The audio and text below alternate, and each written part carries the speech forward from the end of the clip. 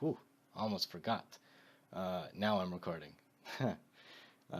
Right. Okay, cool. So, does anyone have any questions before we begin? No, not for now. Okay, let me see, because Link is typing. Uh, it is my only screen share, yes.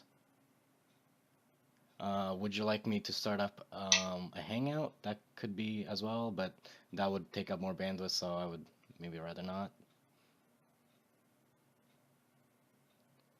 Okay, let me see if I can start that up for you. Yeah. Twitch delay isn't that long, Link. It's like maybe 10 seconds or something. Yeah, that's true. Wouldn't be too bad, to be honest. Yeah, and I If think it's the gonna Hangout eat has up a your delay anyway. bandwidth, yeah. If it's gonna eat up your bandwidth and you're gonna start lagging, it's just gonna frustrate yourself. So. All right. Cool. So, I guess. Oh, by the way, the link to the stream is in the Discord. It's in the Discord, like little headline where the server is, where the channel is. So if you don't know how to get there, it's in there. Just click. So let's go ahead and get started, I guess. So the first thing that I want to go ahead and go over is gesture, because gesture I feel like is probably one of the most key elements in figure drawing. It's one of the things that is gonna make your figures look okay to really good slash like really lively and organic. So the first thing that I want to tackle is the discussion of a stiff pose with a dynamic fluid pose. So I, just as a bit of a prep, I went ahead and I drew like a what I would consider a very stiff running pose. It gets the idea across that he is moving, he is in motion, he's moving his legs back and forth, but there's not much direction, there's not much motion, there's just not tension in it. So if you were to go ahead and apply a better gesture to this, you'd get something a bit more like this, which, in my opinion, how I see it, it has a lot more motion to it. It feels more lively. It feels like it's actually moving, even though it's a still image. So much more impressive, and it's gonna make your drawings much cooler, in my opinion. Now, how do you get to this? Eh, it's actually not that hard. The solution is gesture, right? So let's go ahead and get to the types of lines and how you draw gesture to get this kind of a feeling across. So first things first, what is gesture? Wait. Sorry? Can you give me the link again? I cannot find the link. Sure, I'll just post it in chat one more time. Or could someone do that? That would be amazing. There you go. Thank you so much, Link. Thank you. All right. This Thanks. VOD in Twitch chat, this VOD is pretty much, I'm recording it right now. I'm going to be posting the link to this in the Twitch bio once it's up on YouTube, because I know that on our server we have a YouTube channel, so it's going to be uploaded there, and then I'm going to put the link to it in my bio on Twitch. So that should be a thing once it's up. So, what is gesture? Gesture is pretty much the feeling of motion, like movement. It's a still image, but it feels like there's a feeling of tension in it. And really, to get it across, you kind of just need like 4 different lines, and you need a C curve, a straight, an S curve, and a Z. This is pretty much everything you need to really get a gesture and like any motion or action described. It's a bit abstract, sure, but once you start applying it, it's not so bad. So, to get into a couple of examples here, just a couple poses that I drew. Just these ones are from imagination. Another cool tip for drawing poses is try to have a purpose to your poses. Because if you just draw a pose for the sake of drawing a pose, first of all, you're not gonna have very good ideas. Like really, a lot of the time you're just gonna be like sitting there trying to draw something. You'll be like, Well, he's standing, I guess. He's looking cool dude over here, and it's not gonna look very good. So each one of these, in my opinion, has a purpose. This guy is a bit of a tango dancer here, doing like the little cool, like snap into the air, kind of trying to be really flamboyant, if you would. This guy is just kind of, it's a bit of a sitting pose, maybe on the beach. He's relaxing, and this guy maybe just jumped through a window here, like into an action scene, right? So now you might be wondering how exactly did I use these 4 different lines to illustrate these things? Well, I got you. Here you go. Here you go. So let's go ahead and go one by one. So what I'm going to be describing these lines as they are the rhythms of the pose. And that is because that's really what they are. You're trying to get across the rhythm, almost like a piece of music, right? What's the rhythm? What's the beat that this pose is going along? So most of the poses have a lot of C and S curves if you look very closely. Over here, with the arm, can be simplified into 2 C curves, or you can use one full S curve here. See, like that, to just exaggerate that a bit more. Decided to go ahead and use a bit of a C curve here to really amplify that kind of a pelvis movement forward to show that he's leaning backwards a bit, and then an S curve for this leg here, and then a straight for this arm, just to show that there's a bit of tension, because each one of these lines has a different tension feeling to it. A C curve can be somewhat relaxed. It's pretty versatile. It can have a lot of tension, but it can also have a very relaxed nature. Straights are a bit more interesting because they're a bit of a double-edged sword, in the sense that they can really intensify a pose, really give a lot of tension, but they can also make your pose very stiff if you use too many of them. So these little guys are really good to have, but don't overuse them. Because if you do, you're gonna have a very stiff pose and it's not gonna look very organic. You're gonna be drawing robots. If you're drawing robots, go right ahead, that's cool. But for people, not so great. S curves are very relaxed curves. These are the kinds of things that you want to go ahead and draw in a sitting pose, someone relaxing at the beach, someone drinking tea or whatever. Very good relaxed lines. A good analogy for them is think of a river, right? Rivers usually flow in S curves, if you think about it. And the last one is the Z curve, which is a very, very tension line. It's very similar to the S curve in the sense that it's an S curve on steroids. Pretty much, if an S curve would get too steep, you pretty much make these little corners of the S curve into points instead. And that gives the pose from being somewhat relaxed to a lot more tension heavy. It gives a lot more tension in your drawings. So with the second pose here, it's a guy sitting, S curve for the torso here, C curve for the forearm, and you can say another C curve here for the bicep and upper arm, and then just 2 C's and an S curve for the leg here. This guy can almost be said, this is almost a straight, but that depends on how exactly you want to interpret it. Now, in this last one, I put a couple more lines just to illustrate that you can have very detailed gestures, and you can really start like doing compositions with them. And this is something that's very good that you can plan out from the beginning, is how you want to move the eye through the pose, if you want to point towards an element in your piece, if you want to like really have control over how your viewer is going to be looking at your drawings. So The relationship here between the two arms is a bit of an S curve, a C curve for the body and head connection.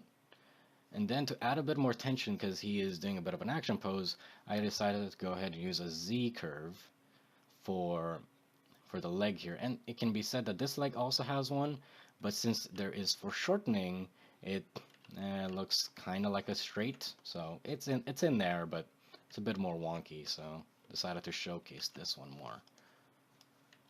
All right. Before we go on, are there any questions about this? Everything seeming good? Yeah, all good so far. All right, awesome. All right, so the next thing that we're going to be doing is a bit of a study with reference. So looking at poses and trying to locate these rhythms. And this is really good practice early on. Sorry about the censoring. Twitch doesn't exactly like nudity, unfortunately, so, you know. But let's get on to it. So I decided to go ahead and get a good lot of somewhat easy and a bit harder poses to go ahead and showcase what you should be looking for.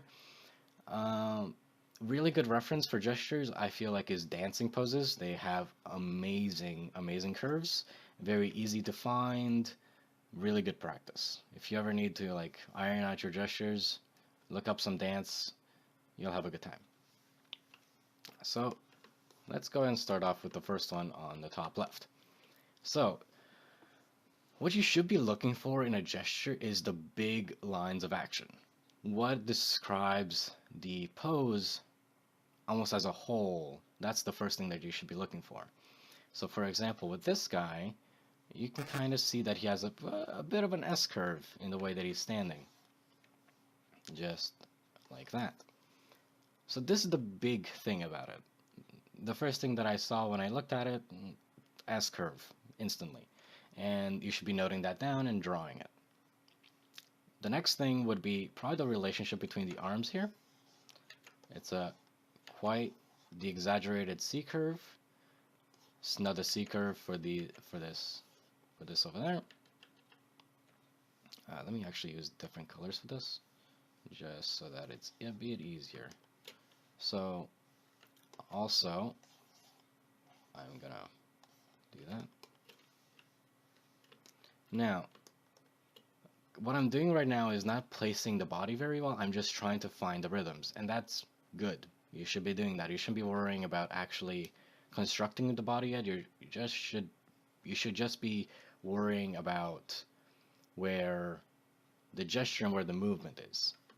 So the legs here could just be very simple, not much needed there. The arm here can be a bit of a C curve, and you don't really need much more than that to really showcase the movement in the way he's standing. It's a bit of a static pose.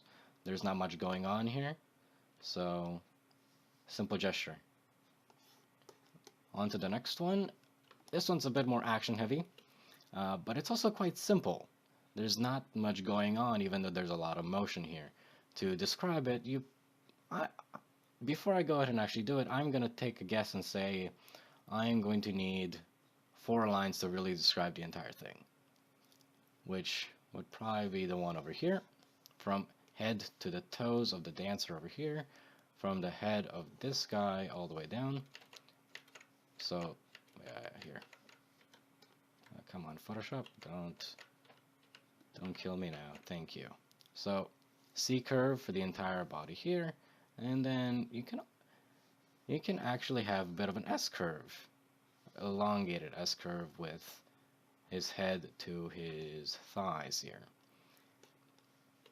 and probably one for his arm here, and then one more line here for this leg. And that is just about it. That's really all you need to describe the motion here. The anchor points are pretty much the points where the 2 lines are interacting. That's where most of the weight is going to be. You can elaborate the pose a bit more by adding the heads, of course. and we will be doing that once we do the demo. Every section has a demo, so I'll be pretty much doing full-on gestures from reference on over to the side, because right now I'm kind of just tracing, which perfectly fine at the beginning just to find those rhythms. Next guy. Now this one doesn't have much gesture if you look at it. There's not much flow in his pose. He's not really supporting his own weight in the sense that he is leaning against, well, what's seemingly a roof. So that's not too bad though. If we were to go ahead and actually describe this motion with just rhythms, you could place the head over there, put an entire S curve from his head to his toes, pretty much have, this is a good example of a Z curve, I'm going to do that in blue,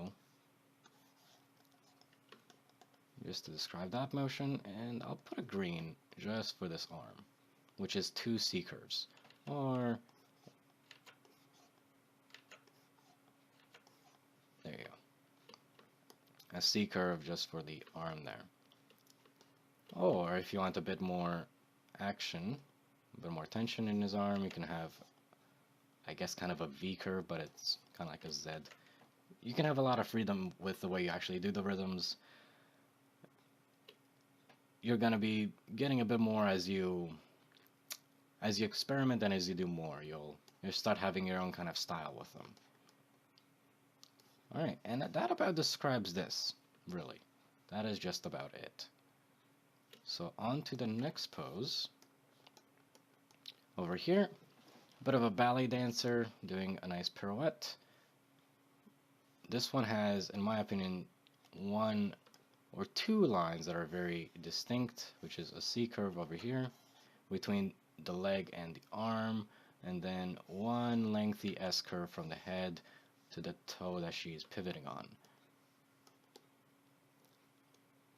Alright, simple pose, even though there's a lot of action in this. That's all you need to describe it.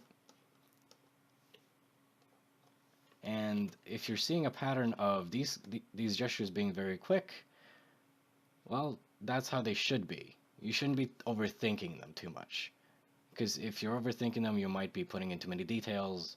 You're not interpreting the pose as like an in the moment thing. You're more likely to go into contouring, which is not what we want. We do not want to do that.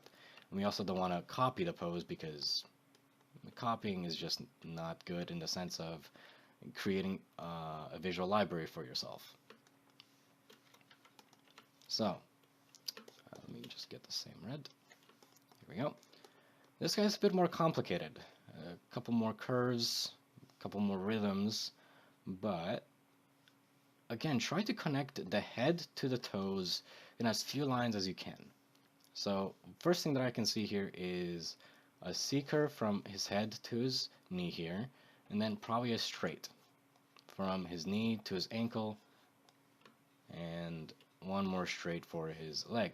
I'm using straights here because there is a lot of weight on that back leg. Most of his weight is seemingly to be on that, and this front leg, which is much more of an S shape, is much more relaxed. This is, you can even see it in the pose, he's leaning more onto this guy over here. The arms, a bit of a Z, if you would, but it's a straight in because of for shortening, and then a C curve for this arm. And just for fun, add in the head, and that should be just about it. Again, not that many lines to describe the entire thing. And on to the last one. This is a bit of an easier one, just because there's about 2 rhythms that are mainly throughout the entire pose. Large S curve from the head to the toes, and then a C curve there, and then if you want, there you go. So, now this is the thing that you can test yourself with. If you take away the reference, do you still feel that pose? Do you still feel it? And that's what you should really be asking yourself. Do you still see the pose? Which, probably if I add the heads for all of them, you would see it a lot more. There we go. That is about it for that. Any questions before I go to the demo?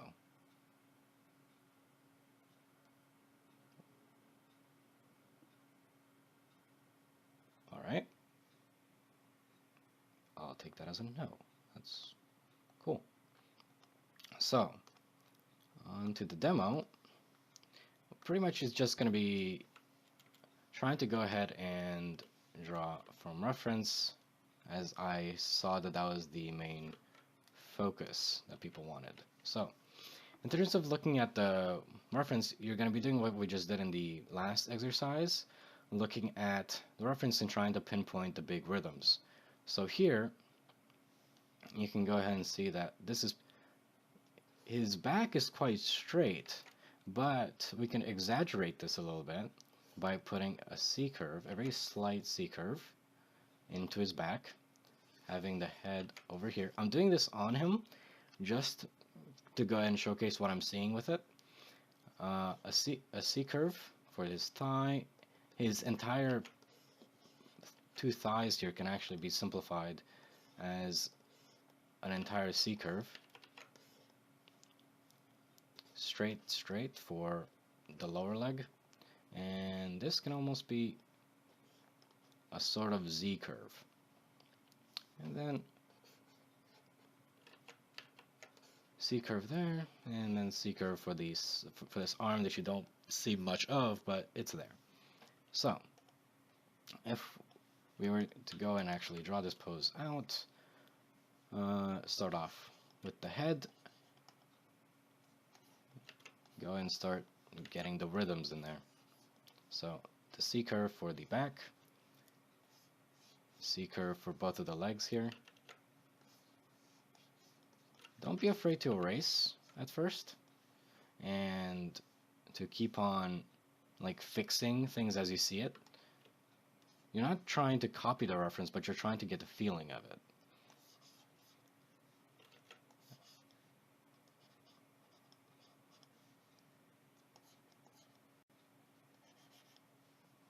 So pretty much I'm doing a sort of stick figure right now. That's really what this is. And now I am going to be adding one thing that we're going to be using later on, and this is cross contour lines.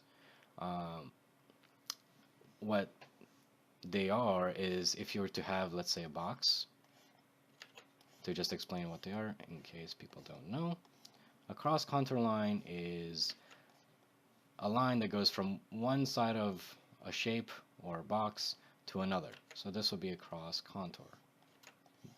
The contour, cross contour. You're going across the contour, right?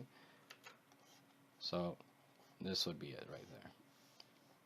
So as much as we don't have a form here, sure we don't, but we have lines.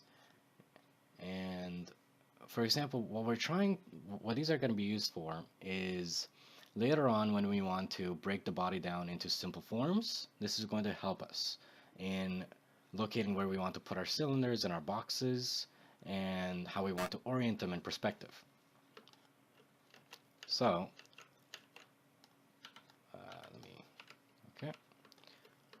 let me go ahead and erase this real back. I didn't make another layer.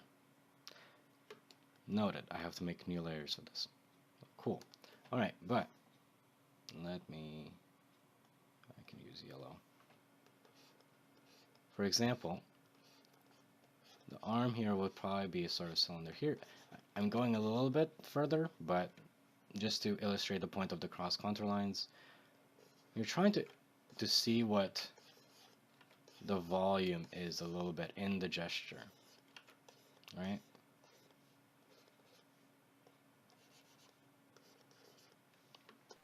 So if you were to apply this over to our stick figure, it's gonna add a little bit of volume to to our gesture, and it's going to help us a lot actually when we start breaking it down and advancing it. So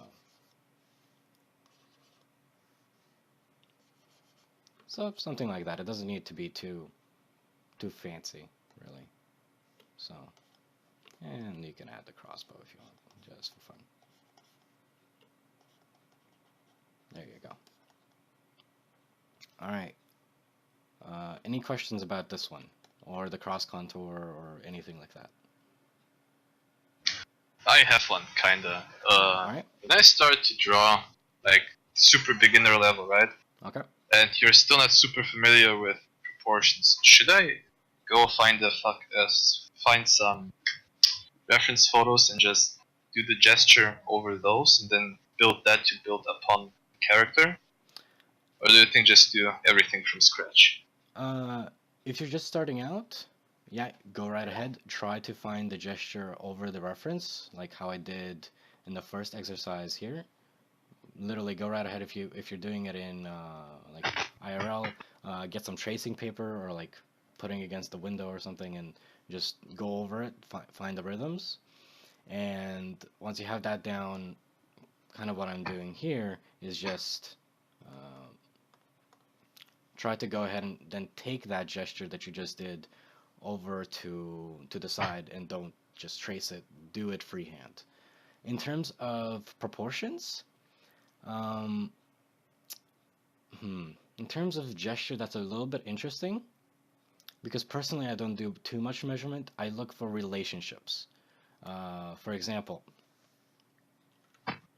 if we were to look at this guy's feet, for example, where they are placed, you can see that there is a bit of a line from his heel to his toe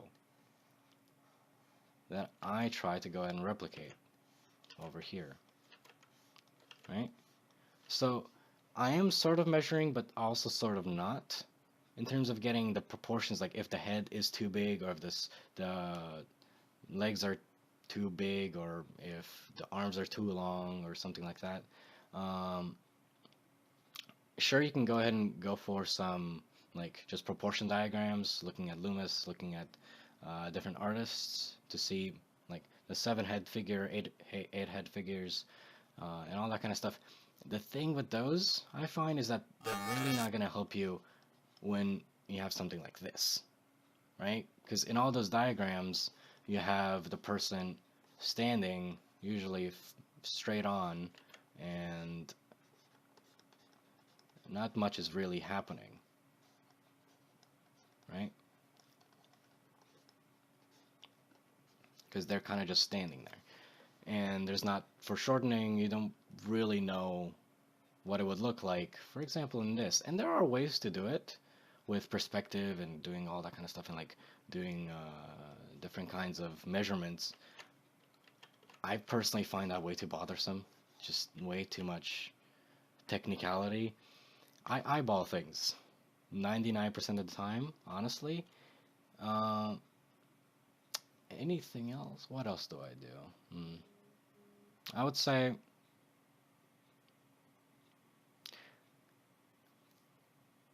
doing the diagrams can help. Do them at the beginning, then try to do as many gestures as you can. The proportions will come naturally if you're really finding yourself having problems with them. Iron them out more. Just practice them more. Make sure that you know like the relationship between how big the hand is in comparison to the head, how big the torso is in comparison to the head, and you'll get it intuitively. Does that answer your question? Yeah, it does. Thanks, man. So, on to the next one. So, here we got a guy that's kind of lifting up his leg, doing a cool kind of scorpion pose, if you would, or Karate Kid, but holding his leg. Big rhythms. Big seeker for his head to his crotch, and then this is kind of a cool thing that you can do. A full-on straight. From this leg to this leg. Pretty much. Almost the entire thing. Because there is a lot of tension here. And how I would see it is that I would really want to illustrate that he's tensing his muscles here. And 1 minute, we just got a question from Twitch. And the question is, do you measure only from eye or with a ruler or your pen? I measure mostly with my eye. I do not use a ruler or like the I'm guessing what you're saying by if I measure with my pen, like the whole kind of thing of holding the pen probably like this. And this is your model. I'm guessing this is what you mean. I do not do this. Whenever I do figure drawing from real life, I mostly do it by eye as well, just trying to see it with my own eyes. And question from Discord, Xiphor, did you see the question in Twitch? Yeah, I did.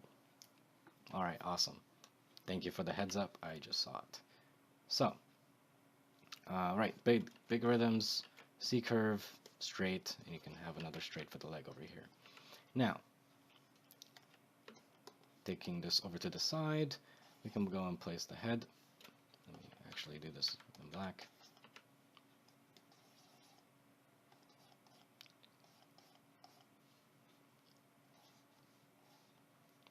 C curve from his head to his crotch. Then, again, this relationship, if you see it, from his head to his toes, there's a little bit of a line. So we can actually use that and like that. Now, where is the other leg in terms of measuring here? Well, his leg is just about under his head. So we can kind of just take that measurement, and I need to exaggerate that a little bit more.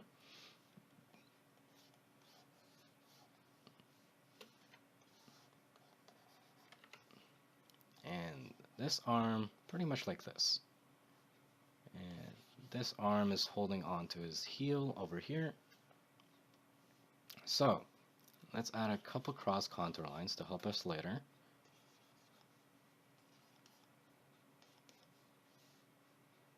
And these can be very loose. They don't need to be perfect. You're just trying to get a sense of the form as you're seeing it. And for the feet, I like to do a bit of just a small detail, just so that I know what their orientation is. Pretty much that would be how I would leave it if I were to just do gesture drawing. That's as far as I would take it. Of course, you can do longer gestures that have a bit more construction to them as you go on, but if this was a 20-second gesture, for example, this is what I would go for. Maybe not 20 seconds, but 30 seconds, 40 seconds. If it was a minute, I would do a little bit more on it. Any questions with this one?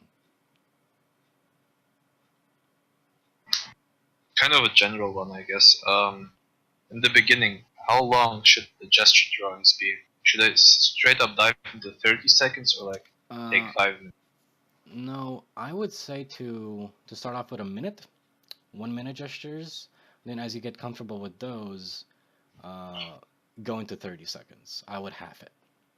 Like once you're comfortable with 1 minute, go straight to 30 seconds. And I know that there's people that do less than 30-second gestures. Some of my friends have done it, and I've done it myself too. But at that point, I feel like you might as well just be looking at the reference and trying to spot the rhythms on the reference instead of actually doing the gesture. Because at that point, you're just training your eye more than drawing. Because at that point, you're just trying to scribble something really quickly, and before the timer runs out, right? So 30 seconds is as low as I would go. Alright, I got you. Yeah. Alright, last one for the demo for the gestures is a bit of a sitting pose. And this one I wanted to do because it has an element that we haven't really seen yet, and that is a bit of foreshortening. There's some overlapping here, right? Because for example, let me make a new layer. So, for example, her body here is not exactly straight on, and it's not side view, it's not front view, it's 3D space, it's 3/4 view. Oh hell, how do you do a stick figure for this? Well, just like you would for anything else. Well, shit. Photoshop.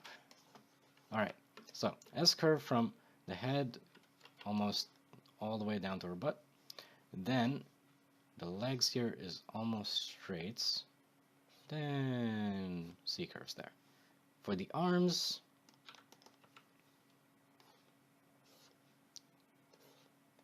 kind of C curves and a bit of an S curve for the forearm here. Right?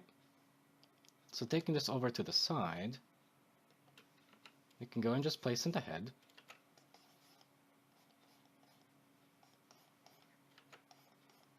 Get that proportion in there. Now, how do you go from here? Because her hair is covering her shoulders, where her arm connects. What do you do? Well, if you to go and be able to see through the hair, you'd be able to see that there was a bit of an S curve going from one shoulder over to the other. And that's how that would connect, right? So let's go ahead and replicate that over to our gesture. Let's put a C curve.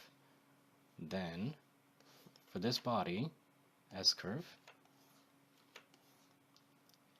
Right? Now, placing in the legs.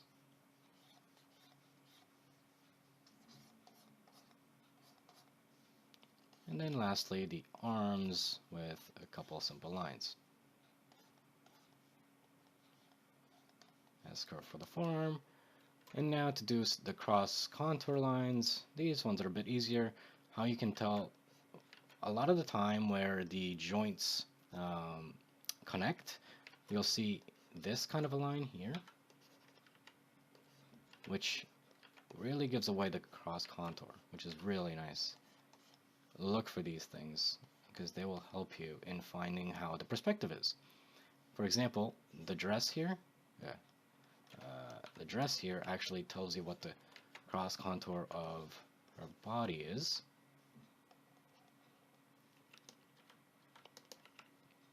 So let's illustrate that over there. The legs, and lastly the arm here. That would be just about it for this one. That would be just about it. Yeah. Alright.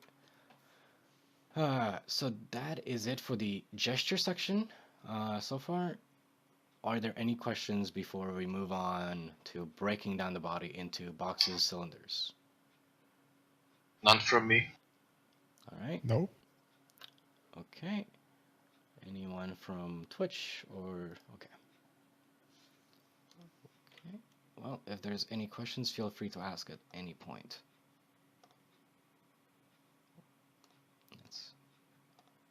Alright, so let's say that you got yourself an anatomy reference, right? You're looking at anatomy references because a lot of the references that you'll find online are usually of nude figures, and you've got this, and you wanna up your gestures into full-on figure drawings, or you're trying to study of how the body looks in form as well. Well, looking at this, for example, there's a lot of details, there's a lot of bumps. How do you gesture this, and how do you break it down into something a bit more simpler to be much easier to pose, and then for later on to put into just drawing from imagination? And one of the easier ways to do this is to go ahead and use something called the bean. This is a technique from animators. A lot of animators will be very familiar with this. Either that or something called the flour sack, which, well, as the name implies, it's literally a sack of flour, right? Yay. So, what does the bean do? The bean pretty much abstracts the torso into something that's very easy to manipulate and to imagine of how it moves. A good way to go ahead and think of what the bean is made of is if you were to put let's say 2 balls in a sock and then starting to like pose them. Literally. Like, get 2 tennis balls, get a sock, and you'll literally have this as a model in real life, and you can twist and you can turn and everything. So, for example, if you want to go ahead and draw a pose that a person is leaning over to one side, well, using the bean, you can actually go ahead and start to pose this thing. And the great thing about the bean is that you can actually see the relationship between two sides, which is when one side of the body usually compresses, there's a bit of crunching, like compression here, and then there's a stretch over on this side over here. So for every compression, usually on the opposite side, there's going to be a stretch. If you were to twist it, well, again, if you were to have your 2 balls and a sock and you were to start twisting them, how would it look like?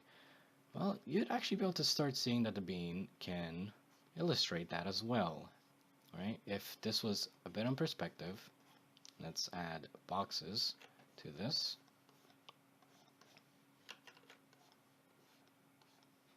You can see that the bean pretty much goes from one side of this box over to this side of the box. Right? Now, how does this help you? If you think of the top ball over here as the rib cage and this bottom ball as the pelvis, you can start doing some really cool things. If a person's laying down, well, their pelvis would be pretty much parallel to the ground, and their rib cage will be pretty much perpendicular, right? If, for example, like this.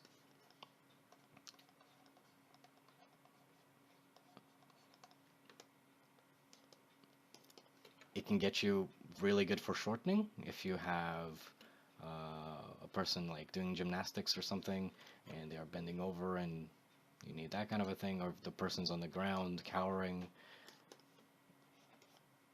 What else? That is really about it. The bean's pretty simple, but it's very useful. So, now, an example of how to place the bean on top of your gesture, well, let's say we got a gesture here, right, of some pose that was drawn and that you drew and you got it down and you're happy with it, and now you want to take it further. Well, how you would go ahead and place the bean is putting the top of the bean here, pretty much where the clavicles or collarbones, if you would be, having the point where the 2 balls in the sock would what's the word, contact in the middle. That'll be the middle section, and of course the bottom of the ball here to be pretty much where the pelvis ends. And then of course starting to build up the bean using just simple lines, trying to build it a little bit with form, right?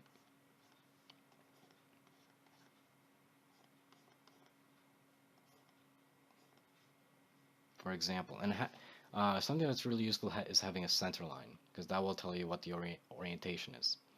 So, now that we've got this thing, the next question is, how do we do the limbs? Because, for example, this arm is doing something. It's moving towards us as it's seeming, and this arm is going over here, back in space, and this leg is okay. How do you do this? Well, if you remember these guys over here, these cross contour lines that we kind of drew in, they are actually going to help us. But before we do that, to explain the bean a bit more, I actually drew some boxes. If you need help placing the bean, you can actually do boxes instead. So let me actually take that off, because this will also illustrate the same thing. If you're not comfortable with a bean, you can do boxes as well, a bit more perspective-wise, right? But either way, for the limbs, cylinders, you can use boxes. I personally like cylinders, because I feel like usually most people are not going to have extremely defined legs for the most part, especially if you're drawing females, or if you're drawing just run-of-the-mill people. They are most likely going to have more cylindrical limbs than very boxy, very muscular ones. So, pretty much use the cross contour lines that you did with the gesture and start placing cylinders. If you don't know how to draw cylinders in perspective, pretty much what you want to do is, let's take our gesture here and actually draw on top of it. So, we have this line here, and we know that the leg has some sort of cylindrical shape or form, and the perspective is somewhere along this contour line. So let's go ahead and put one end of the cylinder there, and then the knee seems to be over here. So let's end off the cylinder over here. Right, so that would be our cylinder. Taking away the gesture, we just have a simple cylinder. And that's exactly what we want. Putting the gesture back, you can place in the knee, having another cylinder over here. Something useful that you can do is color in the sides of the cylinders to just make sure that you know where the top plane and the bottom plane are. Useful technique if you're having trouble locating where they are, where the connections are. Either way, that's pretty much it for the breakdown. If you were to, let's go back to this. And that's pretty much what I did for literally every single limb. Cylinder, use the cross contour lines that we did to create the cylinder. Then the hands and feet are a bit different because they are more complex. This is not a hand or feet or anatomy tutorial or workshop. This is just figure drawing to get across the feeling of a figure in your practice or whatever it may be. If you're taking a figure drawing class, this is how to get a bit more of an accurate figure. Right? And this helps with perspective, of course. So this is also an example of the boxes and perspective for the torsos. Top box for the rib cage, bottom box for the pelvis, if you are interested in that. And if, of course, and just as an example, if you were to take this further and then apply anatomy on top of this, it's a lot easier to get it right. Much easier to place it, because you already have a figure pretty much figured out. Haha, that was not a intentional pun, but hey, there you go. You already have it figured out, and you only need to worry about the anatomy.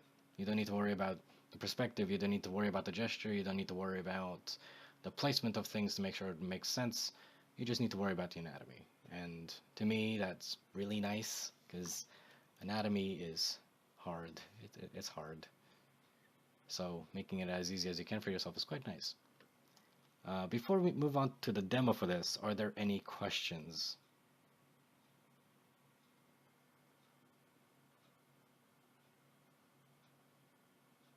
Alright. Guess not. Well, guess not as well. Alright. So, on to the demo.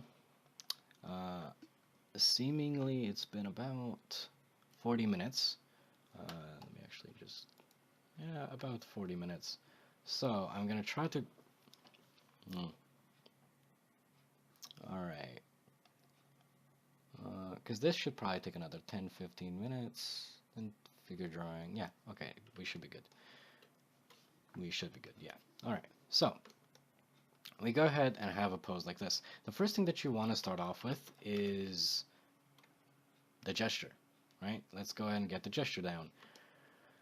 So, first thing that you can see here is C curve, and then an S curve for the relationship from her head to this toe. And you can see a relationship for measurement over from this heel over to this leg over here. Here, I'm actually going to keep that in actually, just for people to see that a bit better while I'm drawing. And then you can almost put this entire arm as a C curve, and then this arm as a C curve as well. So let's take this off to the side. I'm going a little bit faster with the gesture because we've already done it a couple times. So if you're watching this as a recorded video, you can just go on back if you need a refresher. So let's place in the head.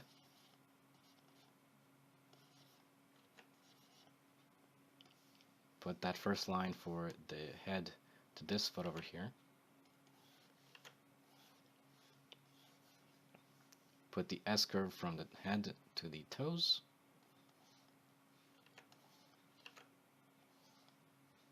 There you go. This curve from shoulder to shoulder. Now, the arms, and that is pretty much it. Just placing a couple cross contour lines to help us place the cylinders. So let's go ahead and start putting in the bean for this. And I'm actually going to go ahead and get a second layer. I'm going to put this in red. I'm going to change this to being red. And down the opacity of it. Going to create a new layer and going to go over on top with black instead. Just so that it's a bit easier to see what we're drawing. So let's go and place in the bean. Top of the bean over on pretty much where the neck starts. Right? Then the bean here is pretty much bending a little bit forwards as it's seeming. Slash, it's a bit straight. There's not much going on with it. She's keeping her back pretty straight. So we can do a quick cross contour line there to just see what the perspective is in orientation. If we place in the head,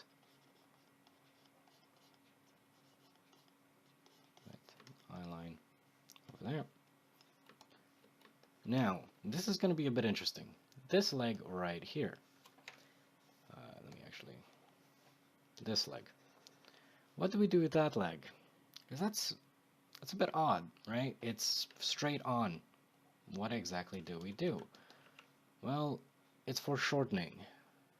Quick tip, do not cheat for shortening. Do not do something like this, for example, because I see this a lot with people. They try to cheat for shortening and they do stuff like this. They try to move the leg in a way that lets them not draw it in a way, or sometimes it's just a mistake of drawing what they think they see instead of what they actually see. So what we see here is that there's a cylinder starting off where the thigh is and then going right on to her knee. And that is pretty much it. As much as it looks very complicated, just use a cylinder for it. You'll have an easier time and it will give you much more accurate drawing. So this guy over here, I'll do that in purple, has a cross contour that's going backwards in space as she's trying to get that foot under her to support herself. So we can do that, place it in, then just the foot, which is something like that. Oh, more like this. And a bit of a cross contour line there to show the volume. Now, this leg, we can do a very quick long line for almost the entirety of the leg here, as it's a very straight line. This is a very big straight in the pose. And starting off with getting the volumes.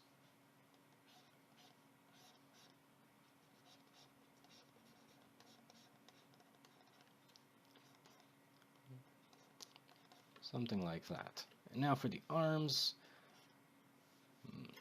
the gesture here could be a bit more exaggerated, but I'll fix that in while I'm doing the volumes.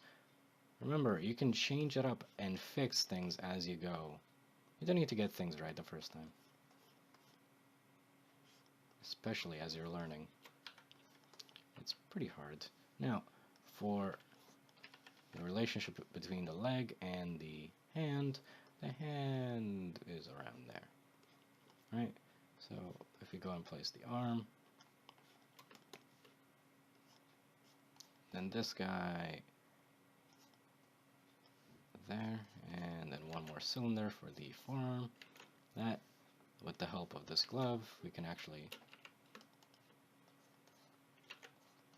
find the exact perspective of that, and then just the rest of the hand, which is seeming to go back in space a bit.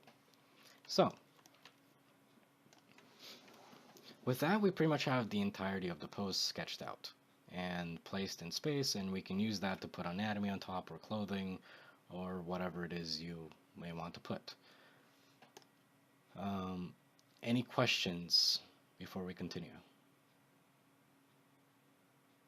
Nope. Alright.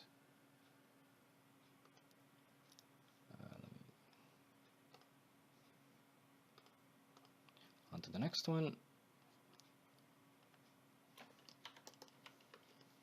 Alright, so again, same kind of routine, gesture first. Big C curve for the entirety of the torso, and a bit of an S curve that going down into her feet.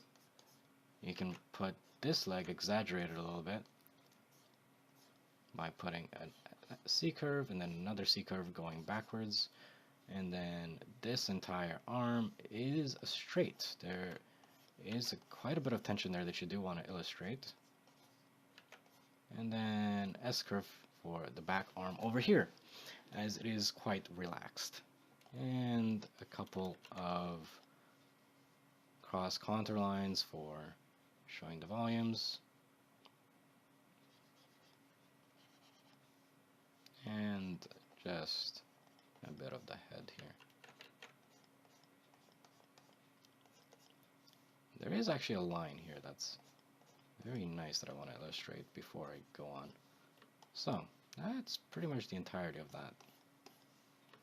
So, let me color this red. Oops. And I am forgetting to do that. There we go. And let's go on over it with the bean and the cylinders and boxes. I'm actually going to move from the bean now over to the box just to show the perspective of the torso here a little bit more, as it's a very nice 3/4 view. So you are going to need a little bit of knowledge on form to do these. So if you're struggling with drawing boxes, guess what? Draw boxes. There's lots and lots of tutorials online of how to do boxes in perspective. So there you go. Alright, Resine, thank you for joining. The video of this should be up later on, so thank you for joining. And then one more box for the pelvis.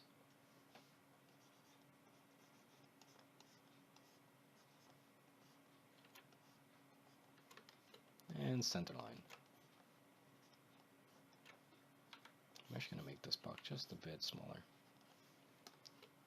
There we go. Now the legs. The boot here can actually help you a little bit,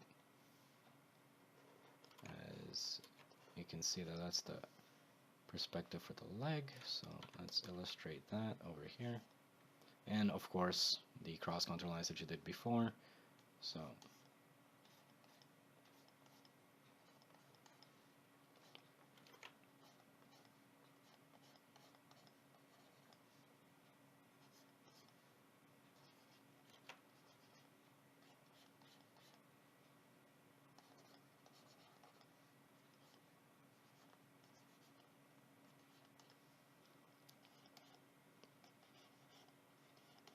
this entire arm can almost be seen as a single cylinder, almost, as it is a very large straight, but I will illustrate it with two, just for the sake of consistency here.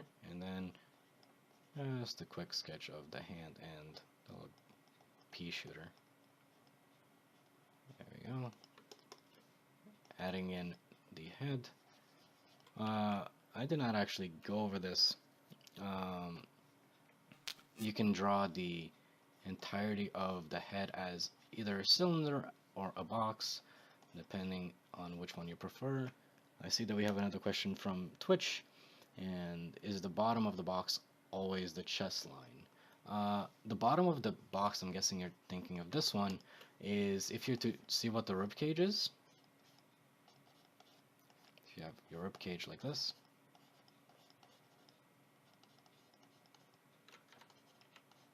right? This is your rib cage in perspective. The bottom of the box is pretty much these 2 points over here. That's what those are.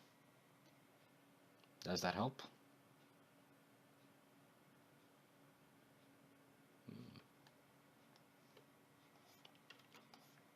So,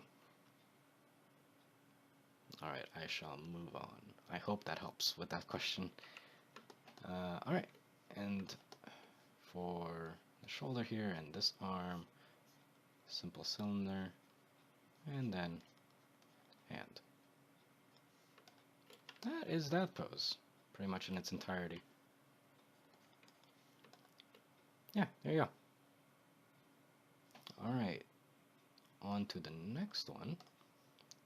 This one has a bit more foreshortening as the camera is a bit closer to a couple of the limbs here. So let's go and get the gesture out of the way. Big S curve from the head over to the hips. You can, like that, exaggerate a little bit if you want, and C curve for the bit of the calf area. Then you can actually draw full on straight for the back leg, and place in the head.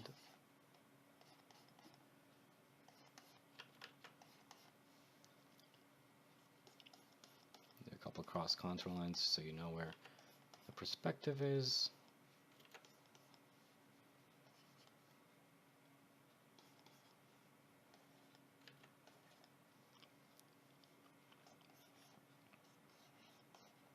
And draw the sword as well, because it's going to be a very good relation point if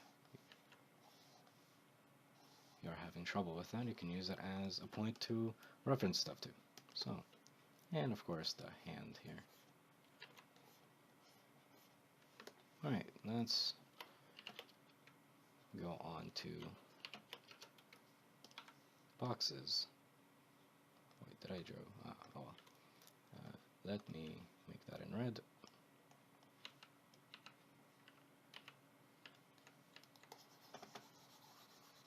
There we go. Let's put the perspective and boxes on top of this.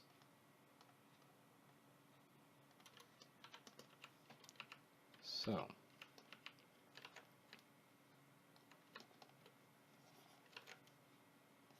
going to use a box again for this, because I personally do find the boxes a bit easier when you're constructing the figure. It lets you see the perspective more clearly. It's also good practice.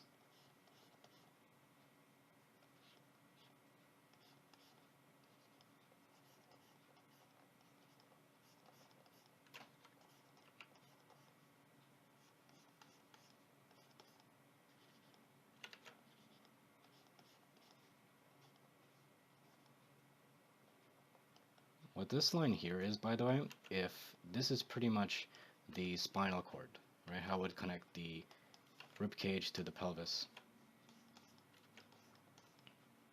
Then going over to the perspective for the legs.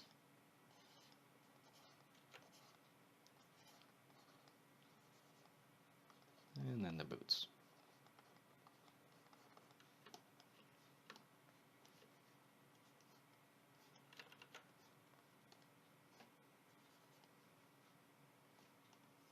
As you can see, everything here is pretty much built from very simple primitive shapes and forms, I'm trying to keep it as simple as I can so that in case I make a mistake or I want to change something or I want to alter the reference, I can at any point without feeling like, oh no, I'm gonna lose so much progress or I am too attached to this or whatever. You can just say, you know what, whatever, I don't like how that leg looks, I'm gonna do it a different way. Or this part of the pose isn't working, or it's not fitting exactly what I need, you can just change it a lot more easily. And again, it's gonna help for when you want to do drawing from imagination.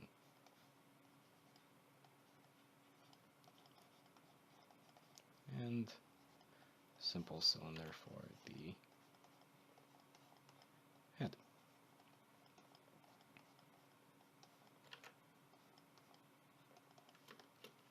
And there you go. That is pretty decent. Now, there is one more for this section, but I think I'm going to skip it just because the final full figure here has a couple more difficult poses.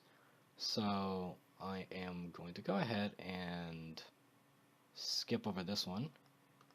So before we go ahead and move on, are there any questions about the breakdown of the body, when to use something specific or anything like that? Are there any questions? Nope, not right now. Not for me at least. Alright. I shall be moving on then. Okay, so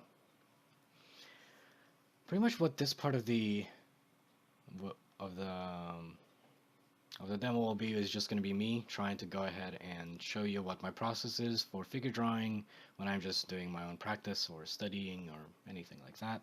So I'm going to be doing a lot of more freehand kind of stuff and just showing you my process. So if you do not find it interesting or there's no more information for you here, go right ahead. This is pretty much the entirety of the workshop. This is just process of how to go about it. So first thing that I see here in this reference is the logs, and I want to get that in because that is going to help me place the figure a little bit.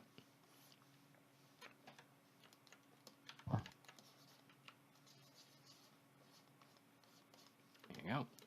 That's kind of the only one I need. I could sketch in the back one here just for a bit of help. And now to just get the gesture in. So head, I can see a bit of a C curve here. C curve for this thigh, and then see backwards C curve for the leg over here. Z curve actually for this leg over here. Sorry? Oh, okay. And you can put a C curve for this one, and then pretty much C curve for this guy over here, illustrating the eye line and cross contours.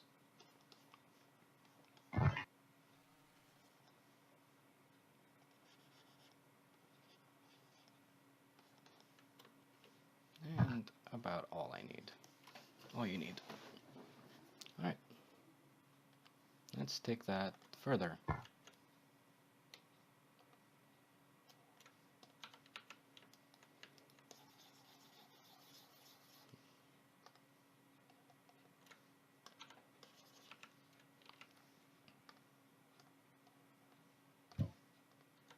Now, when you're doing your own sketching, you're probably not going to be going through every single step at the beginning. You might want to, just so that you make sure that you're understanding what you're doing and to really be able to go and see everything in the reference that you need. Later on, go right ahead and skip steps as you feel comfortable, but make sure that you're comfortable with all the steps before you start skipping them.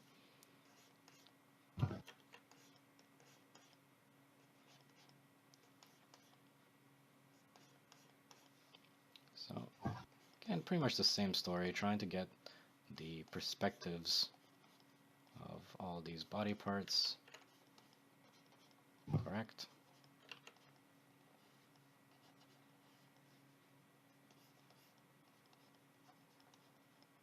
And of course, trying to use the logs that I placed earlier to go ahead and make the figure here actually feel like she is standing on it. Well, standing, sitting, right?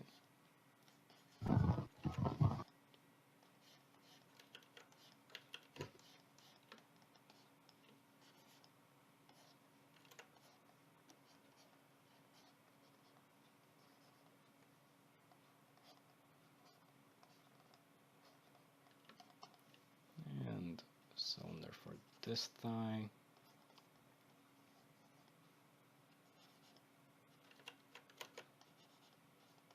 And if you're looking for more techniques on how to do this, that pretty much this kind of style of drawing is called mannequin. Like, let me write it. It's a bit of a weird name. It's like a mannequinization. It's a weird word.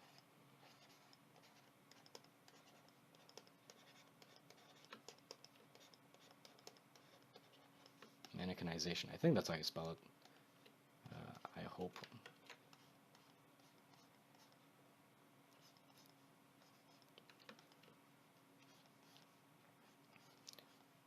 If you're looking for a reference and you cannot find any, some good websites would probably be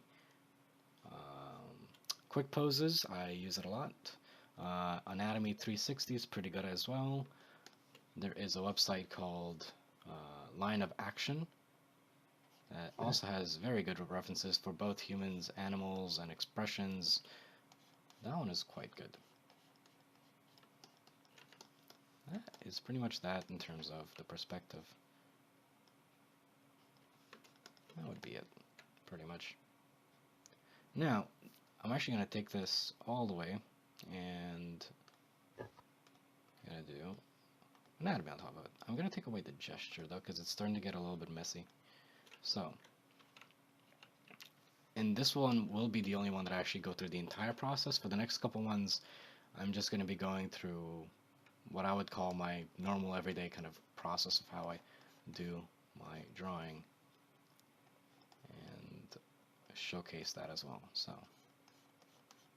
at this point I'm starting to place in anatomy and details. I'm not worried about the clothing yet. That would be after this.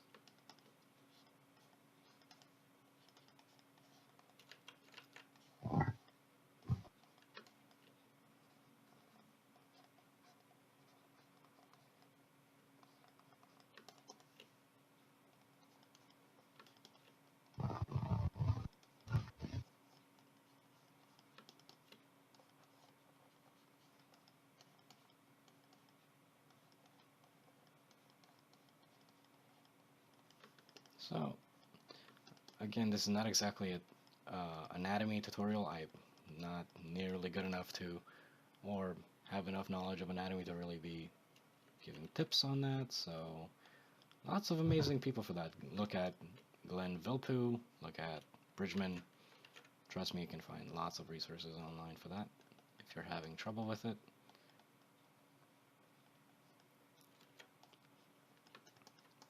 And that's almost it.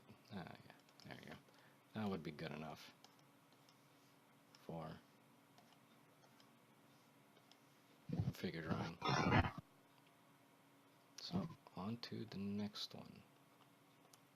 And this one will be a bit of a just normal process for me. Just what I usually go through in my everyday, day-to-day practice, how I would go about it. Because what I've been showcasing so far is kind of what I was doing at the beginning when I was learning and figuring things out. So, for me, the way that I usually draw on a day-to-day basis is much more fluid between all the steps. It's a bit more free-flowing, if you would. I find the gesture of one part start taking forms almost straight on into another one. For example, how I'm doing with this arm right now. And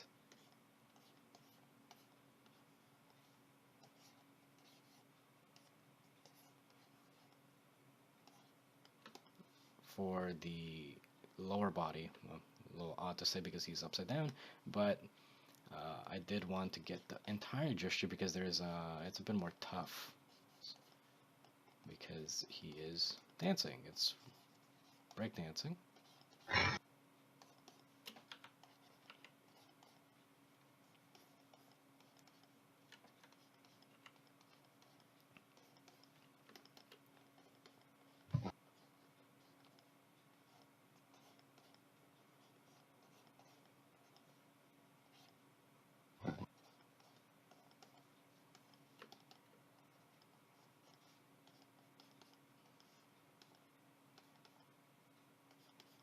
So here I'm starting to go ahead and put a bit of anatomy in just to start seeing how things would work. And as you can see, I'm doing this entire thing on one layer, not doing as many as I was doing before, because here I am not worried about the clothing or the final product just yet. I'm just trying to get what the figure is. And of course, if you're doing practice, well, you shouldn't be too worried about getting something to look perfect.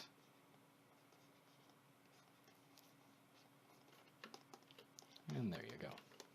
Now, maybe just define the perspective of the face a little bit. There you go. Ear. And that's pretty much it.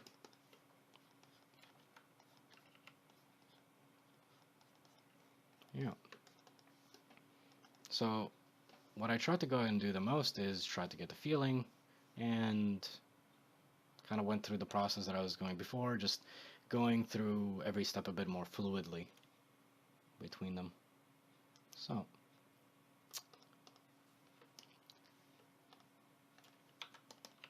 here we actually have two figures that are leaning on each other.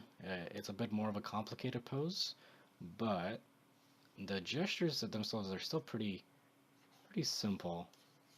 The entire thing is almost an S curve from her foot over to this leg, so you can relate that pretty nicely.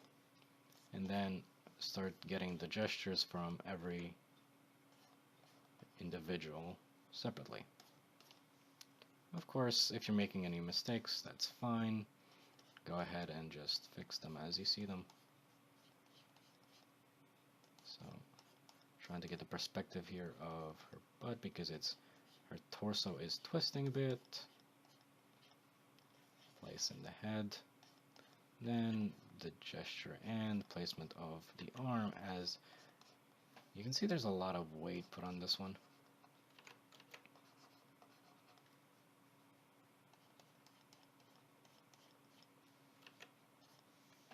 So, starting to put a couple cylinders down just for being able to start up the top figure. So, you can see that this arm here is leaning pretty heavily on that leg. It is the only thing supporting her, and that is where most of her weight is going to be put. Let me make this a bit smaller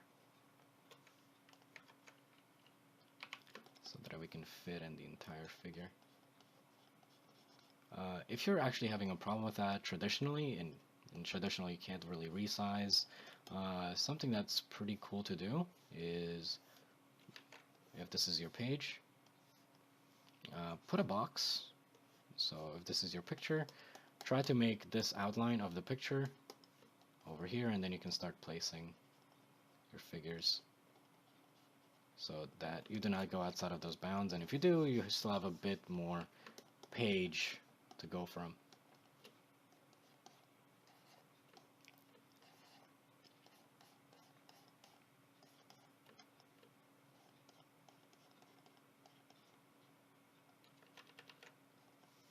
I'm trying to see what the negative space here is so that I can get that across properly with the perspective so that I don't mess that up. I'm going to be worrying about this foot a bit later, not yet. So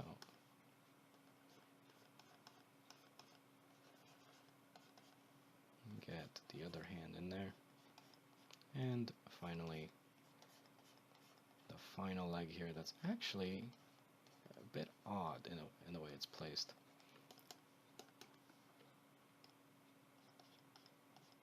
And a couple of anatomy bits here.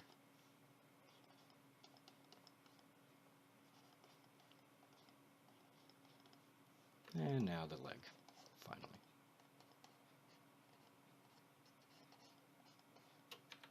We can delete that, and that is something that I would be happy to end off with. There we go. Just there you go. By the way, for these sections, if there's any questions throughout if I'm in the middle of a pose, go right ahead and ask them. No need to wait, because these ones are a lot more free to ask, as I'm just kind of going through it. So for this photo, I'm actually going to start off with this guy, and trying to again get that gesture from his head all the way over to his feet in one go, and then trying to get the angle of his head just right. So I think this is probably the first side view that we've had in this workshop. They're a bit interesting in the sense that there's a lot of foreshortening in the way that things are overlapping,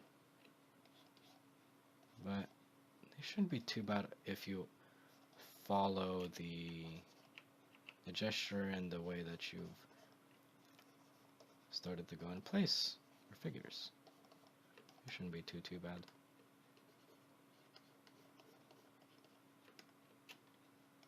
And again, I'm not copying the pose. If you think it's still quite a bit different from what my reference is, I'm trying to exaggerate it in a controlled manner so that I can get the feeling across, but still put my own spin on it a little bit.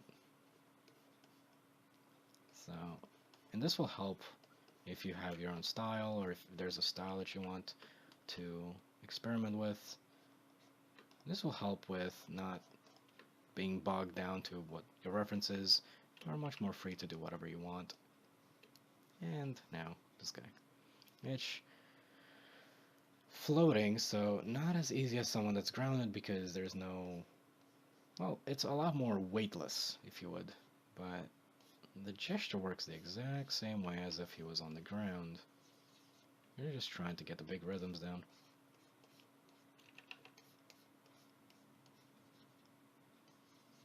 Placing the head. Using the bean here, actually, because it's seeming like his torso is moving in a bit, and then kind of puffing out his chest as he jumped, and then his pelvis there. Oh. Yeah, come on. Yeah. Alright. Placing in the legs.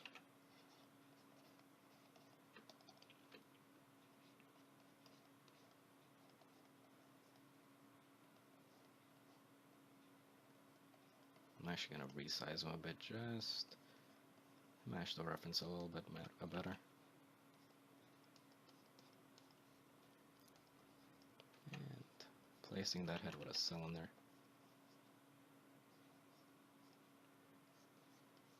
And then the arms. Again, cylinders.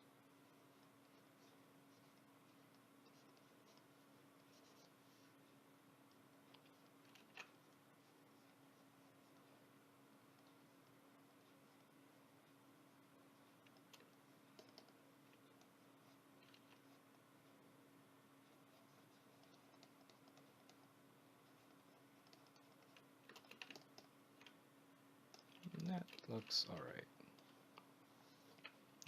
These ones are a little bit more rough.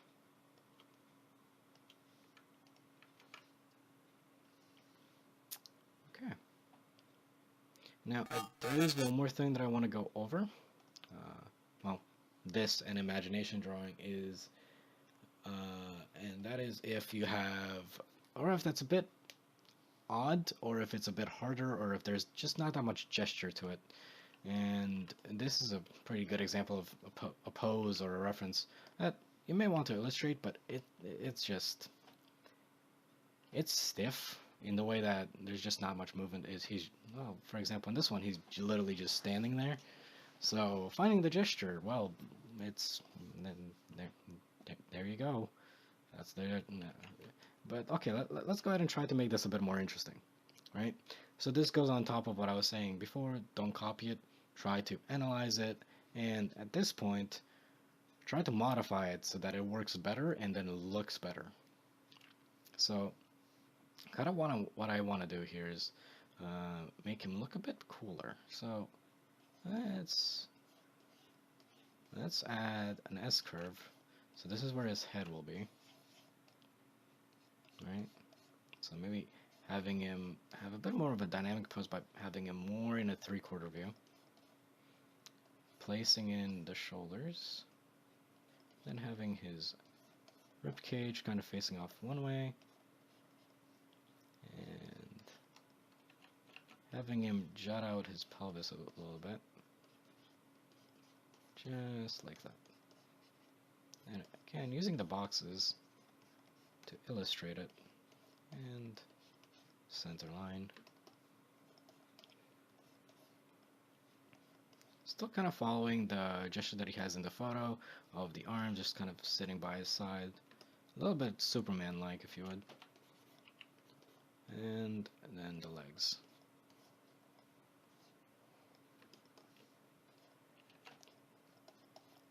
Now let's get this like that, and then start adding a bit of anatomy on top. So as you can see that I usually try to place in the figure before I start placing the anatomy, as it just makes placing it a lot easier.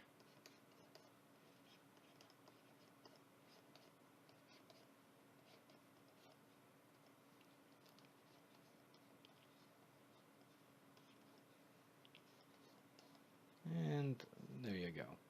And I feel like this pose is a lot more dynamic than my reference.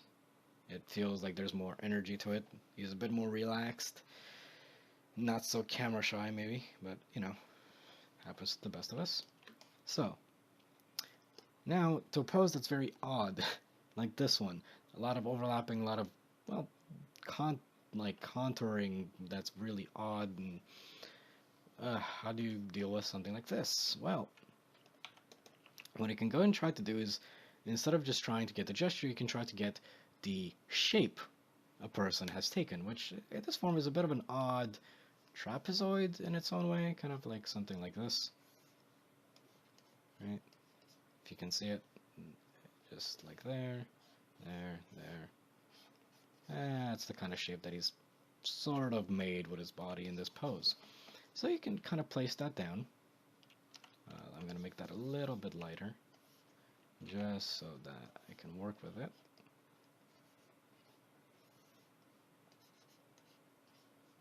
There we go. Now I'm going to start placing the features with gesture and construction. So for example, the head, in terms of where the head would be in this shape, would be around there. Let's place in the gesture for shoulder to shoulder.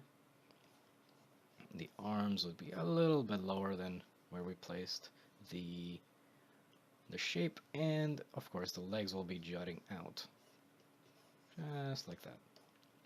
Now I can actually just start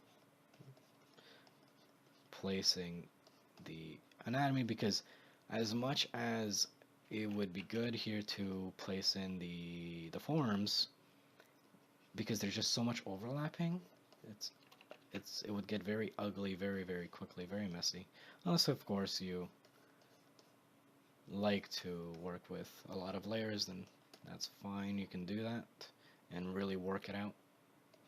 Personally, I'm okay with just doing this.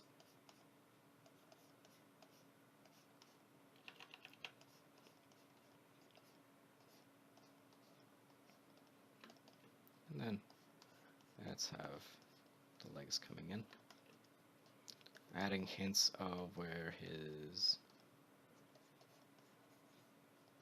shorts would be there, and then his hands coming in. And his legs going over his arms so that they can fold in. And just like that, we pretty much have the entirety of the pose figured out. And sorry about that. And of course, if you want to go ahead and build on this, you can add a couple cross contour lines and later on put clothes on it and make it more of a final product. Now onto the last one. This is one that's a bit more common, ball poses, because they are a bit odd in the sense of, well, how exactly do you go about drawing someone that's just a ball? Well, you draw a ball. Guess what? There you go. Then you start going on from here. So let's place in where his back is, starting to add gesture for where his legs are, and then just like that.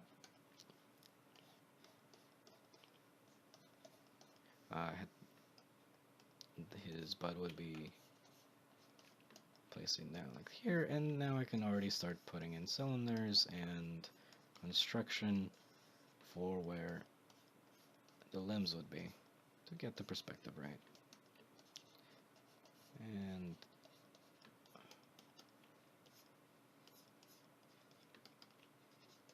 see how it would be over here, and then connecting that with a bit of anatomy.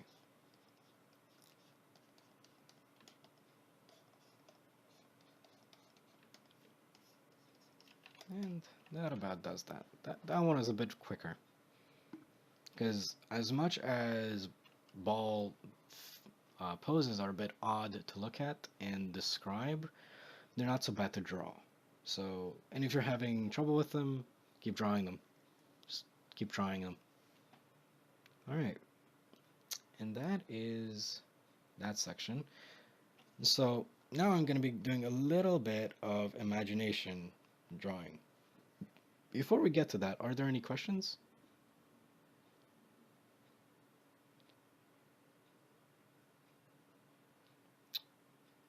Okay.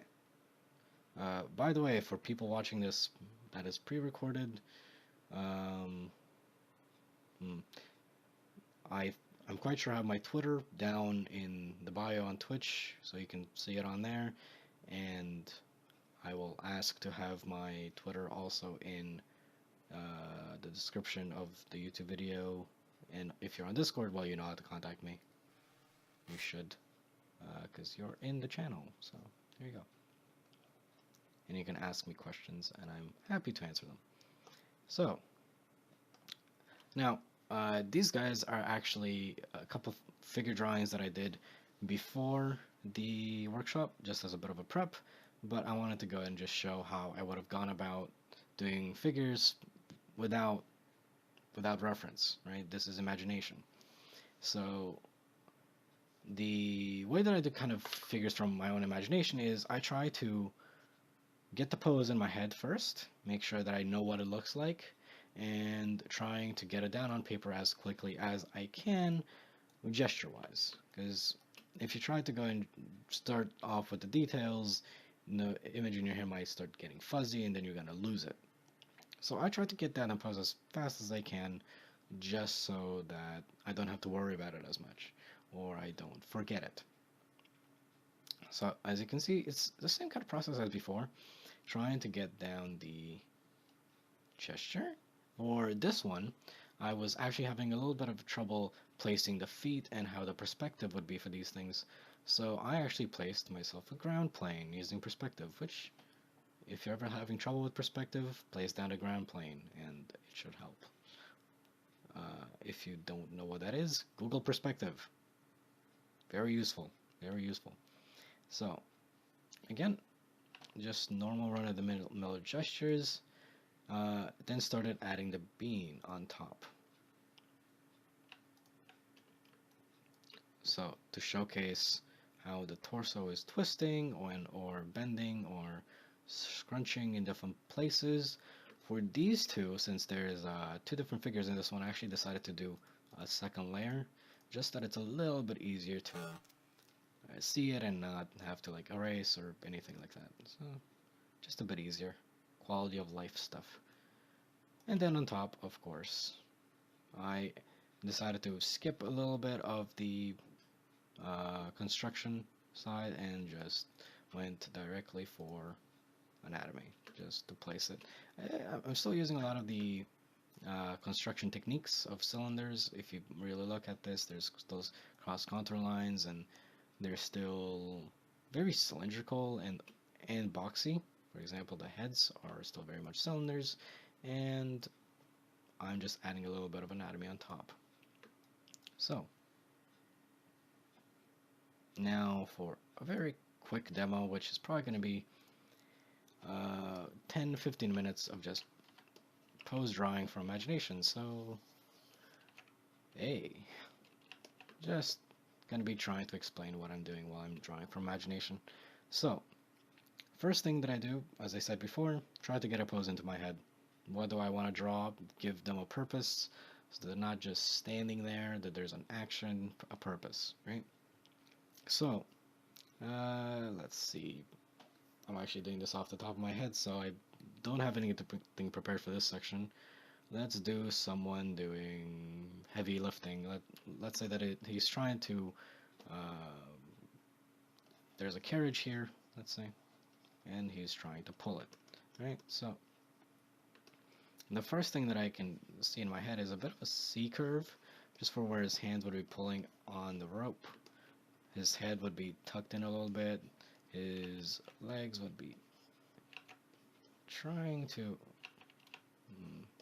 see, this is where a lot of experimentation and drawing from reference will actually help you, because you are going to have a good visual library of how a person will be moving when they're doing certain tasks or certain movements, how their legs are actually positioned, how they want to like balance themselves. So here I'm actually just trying to get down the pose. It's very scribbly right now, which is fine. I can clean it up later.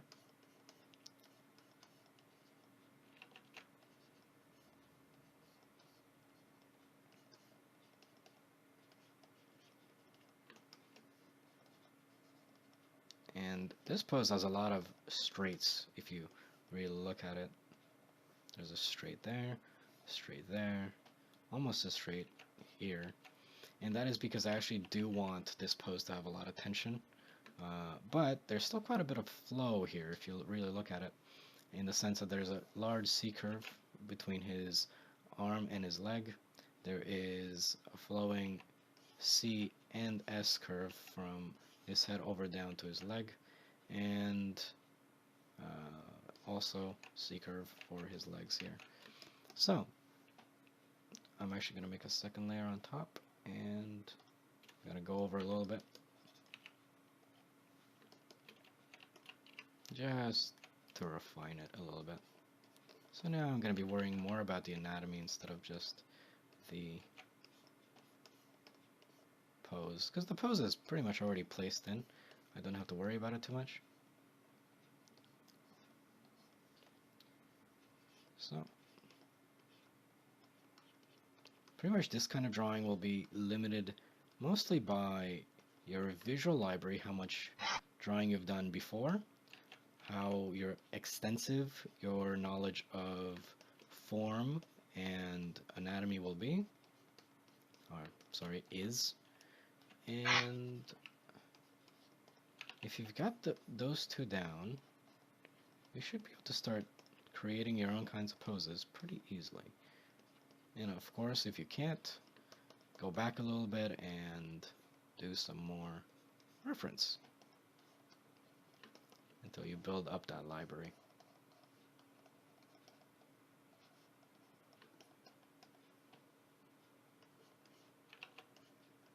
actually gonna move him a little bit. I'm gonna move his head from being tucked in completely into being him looking forward. And I'm gonna have this arm back here.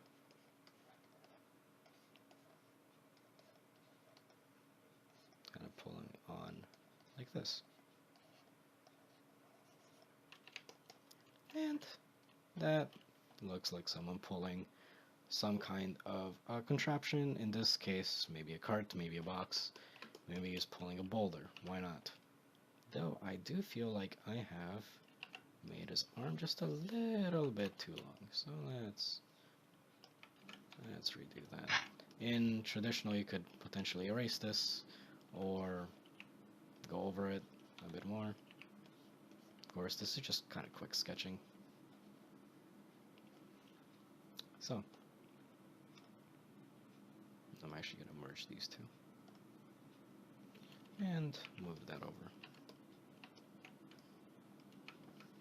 So that's one pose. The next pose. Let's see. If anyone has any ideas for poses, go right ahead and say them. That would be helpful. Let's see. How about some archer poses? Archer pose? Yeah, like a C shaped in there, like firing in the air, some anime shit. Okay. And from Okay. Link, balancing. Alright, so I'm guessing like, okay, so yeah, we can do that. Okay, we'll do those two. Right, so for archery, this is actually a very good example of me not knowing what that looks like. So let's go over onto Google. All right, so let's do archery. Let's Google archery. Let's look for some reference on this thing, because I know generally what it looks like. Like for example, the finger holes I know, but the posture not so much. So let's look for posture. Okay, here we go. Let's go. Yeah, this is pretty cool. It's got an angle, a bit. Yeah, there we go. All right. So let's go ahead and use this as our reference. I'm going to be putting it on over to, or you know what? I'm actually going to do this. Open this in a second window. And I will.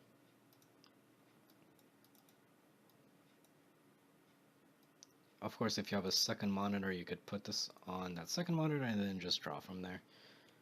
I have one as well, but right now it's being occupied by chat. Usually I would put it on there, but let's go on over and start this. So, this is from drawing from imagination, but I don't really know what a person looks like when they're shooting a bow, so I am going to be learning right now. Let's see. So, trying to analyze the pose as we're drawing it. Whenever I draw and trying to learn something, I do draw a little bit differently. I do. And in the sense of, I try to find more rhythms than when I'm kind of just drawing from imagination, because usually it's poses that I know from imagination or I'm building on and changing. So when I am drawing from reference, it's usually a lot more controlled, if you would. There's more, how would I say this? More of a system. So trying to find more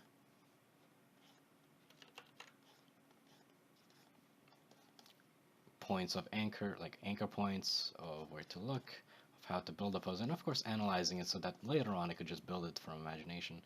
Now, there's a couple of things that I want to change with this pose. As much as I'm doing this from reference, I'm going to want to change it, because right now it's a bit low action, there's not much tension.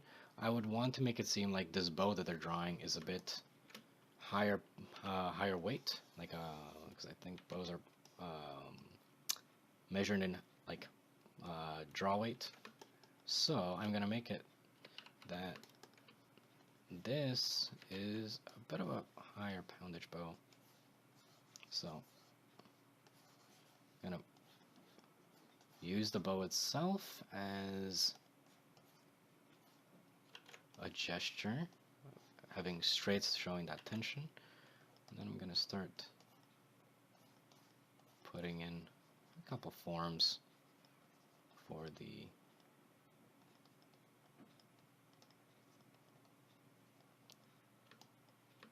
hand and everything.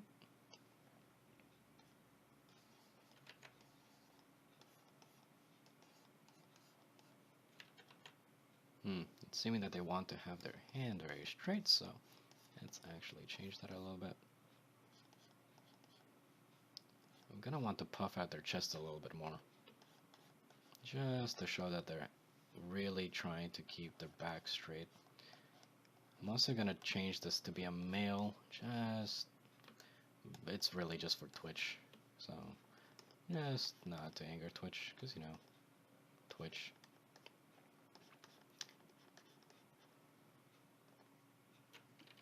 I'm gonna move this arm back a bit.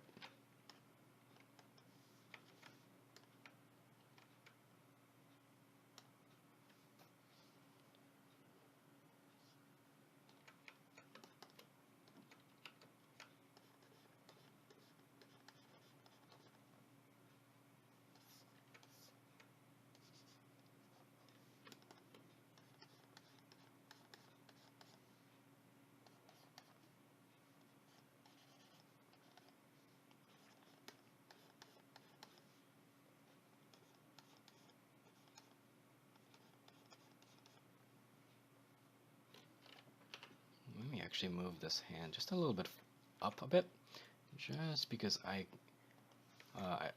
done a little bit of research on archery before, because I've done a couple poses, I just couldn't remember the pose. I know that they use their mouth as a point to aim from, so I'm gonna add that detail in there. That is also a very good tip in my opinion. If you are ever doing sketches of a technical pose, like someone doing construction work or anything like that, do a little bit of research beforehand. You know, make sure that you know what you're drawing and why something looks the way it looks, because that will add a lot of authenticity to your drawing, and well, the people that actually know what the pose is supposed to be illustrating, they're gonna give you a little nod and say, hey, thank you, that's cool that you actually did it, and it adds realism. So, but that is, I think, good enough for a quick sketch of just someone drawing a bow. Now the next one that I saw was a person balancing. I'm guessing from your prompt, Jack Sparrow, so let's do person doing some gymnastics on a ship. Let me actually do, I think it's called the Sparrow's Nest or whatever it's called. Let's do that over here and say that there's that little sail coming off from there and a person just trying to do a bit of balancing. I'm going to move that down a bit just to have a bit more space. There we go. So, for this, we are going to need a couple things. Because balancing poses are a bit more interesting because you'd think that they're a bit more tension heavy because you want to stand straight, you want to seem grounded, but actually being a lot more flowy is a lot of the time going to lead to a much more relaxed and balanced pose. So I'm actually going to try to incorporate a very big S-curve here. And then for the back leg here, and having another S-curve here for the arms. And we're going to try to start up the construction, placing in the head. Maybe he's looking down at the rope where he's walking.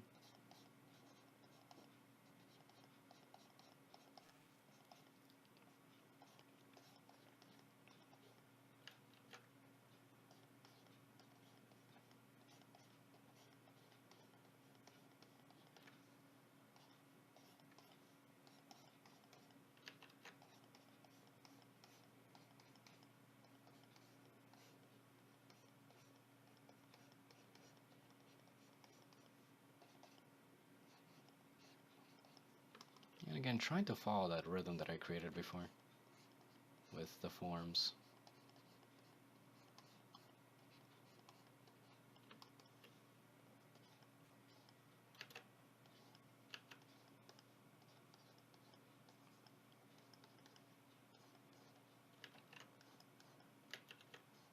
I'm guessing, this one I'm guessing, is because he's trying to walk on something pretty tiny.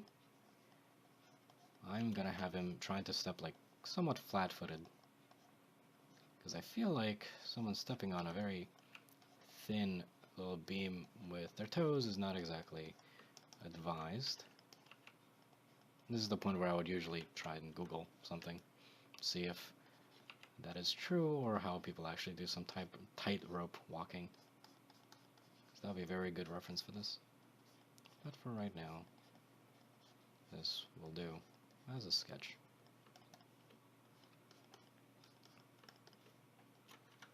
Alright, I'm actually going to take that a little bit further. Just wrong layer. Actually, wait. I can just lower the opacity. There we go.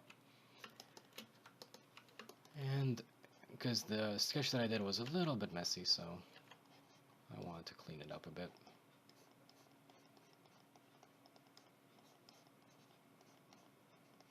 And add some more anatomy on top. And correcting a couple things.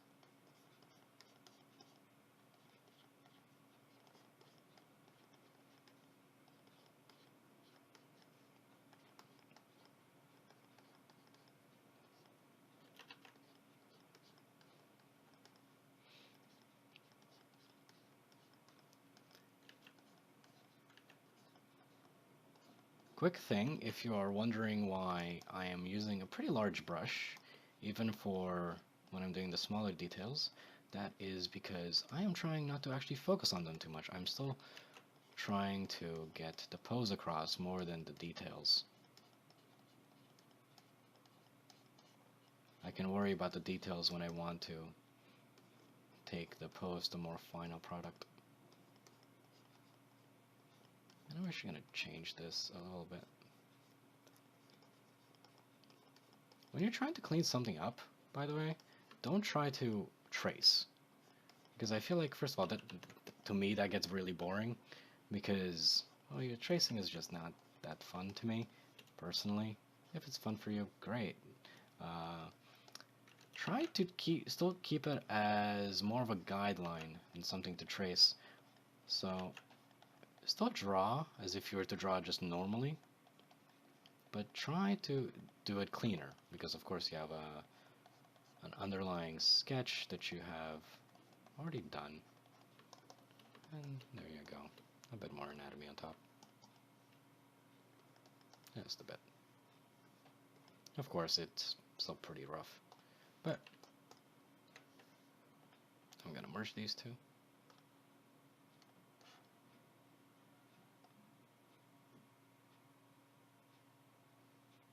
Wait.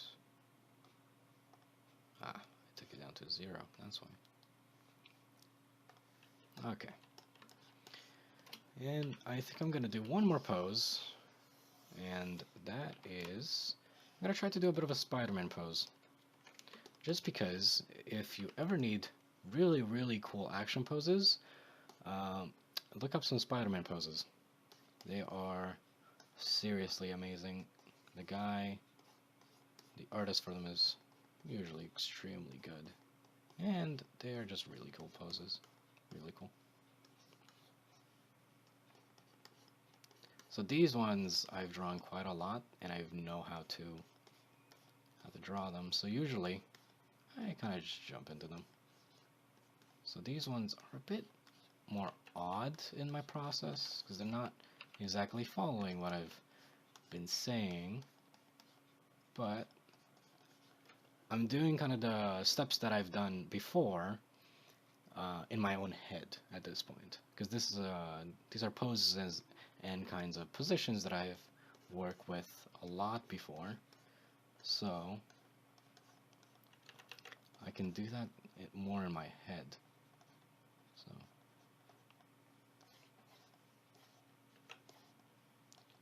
remember, when you're drawing, the more you draw something, the more comfortable you'll be with it, the more you draw it, and over time, you'll start being able to do things without as many guidelines.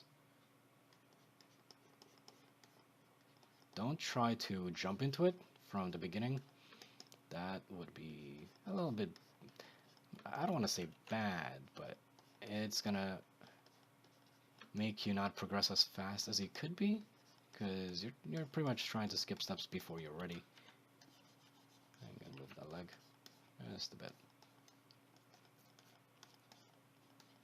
Again, don't be afraid to erase and change things. If you're doing things in pen, in traditional, as I often do, just start over. Just redo the pose. It's really good practice, and also just, hey, you get to actually figure things out, and it's fun.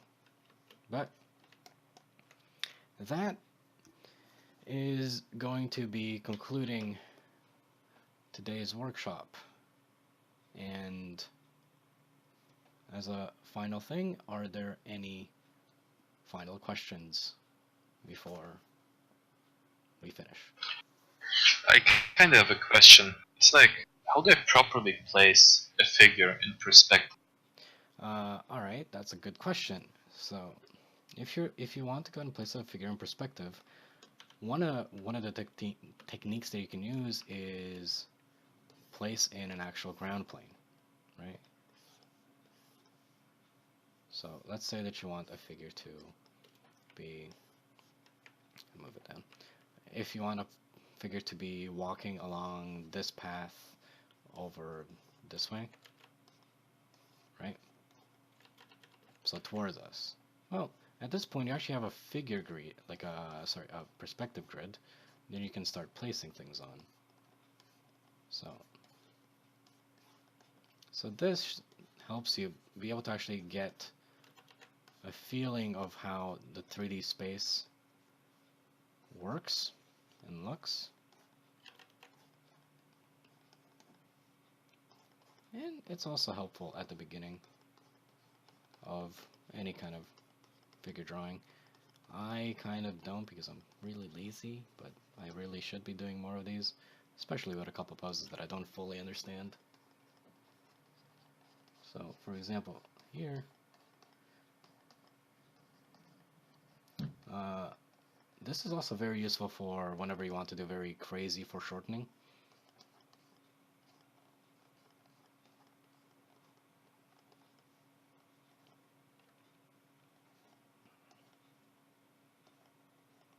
So that's one technique. Try to place in perspective grid.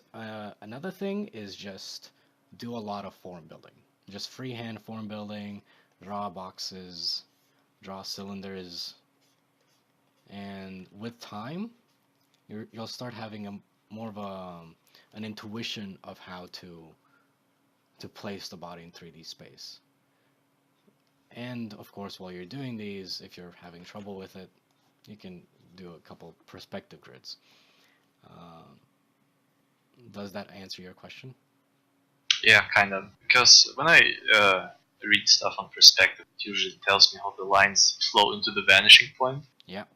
If I look at the figure, it doesn't seem like anything is going into the vanishing point.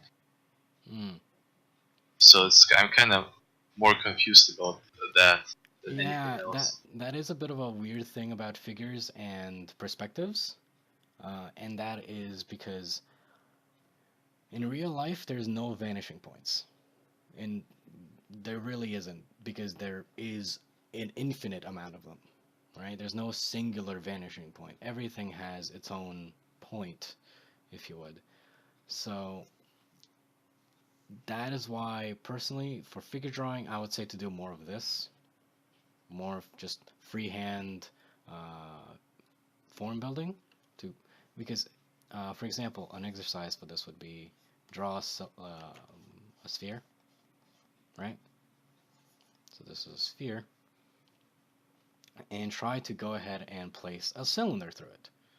So having a cylinder actually run through the entire thing, almost like poking, I don't know, like a cherry tomato with a straw, right? And try to get that to actually look like it just went through that sphere. And what this kind of works of is bones. This is a good way to actually draw bones. So, because the thing with perspective is that it's a little bit odd with figures. It really is, because there's just a lot of body parts that are going in different directions. Like if you have for example, if you go with the bean, right, and you have a person kind of twisting over like this, I'm guessing like that'll be one of your questions of how would you draw this in perspective? Well, the best way for something like this is try to break this down into boxes. Use the bean to get the gesture and the positioning down, like of the pose that you want, and then once you want to finish it up more, try to get boxes in instead. Right? Place the box in perspective, then so this would be again the rib cage, right? And then place in the pelvis, which would be twisting up this other way. And at this point, you're starting to have something a bit more structural. Does that help? Yeah, actually does, yeah. Thanks, man. Okay. Any other questions? Nah, I'm good. Okay, I'm just gonna wait up on Twitch chat a little bit, see if there's anything from them. All right. Well, that will be concluding our workshop today.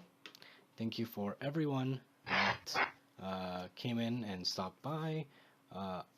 Sorry this took a little bit longer than an hour and a half. I think that was around 2 hours. I hope it helped. If you have any questions, I'm gonna try my best to put contact information where you can see where I am. And yeah, thank you for coming. Thanks for doing this in your free time. No problem, really. Oh yeah, stopping the recording.